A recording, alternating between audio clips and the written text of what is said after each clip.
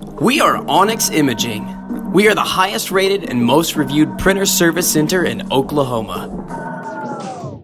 Hey there YouTubers, it's your girl Brett over here at Onyx. In this video today, I'm going to show you how to clean your scanner glass on an HP LaserJet 500 MFP M525 printer. Follow these steps. Alright guys, so the first step is to get your favorite glass cleaner in a lint-free cloth.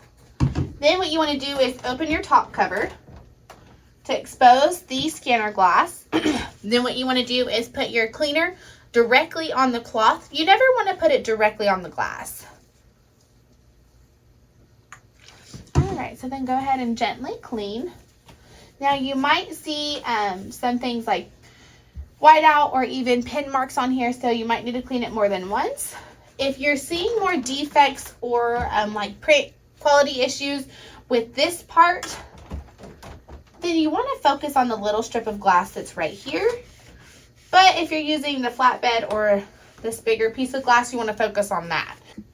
Alright, so once you do that, your quality should be much better. Thank you for watching our video and have a wonderful day. Thank you for watching.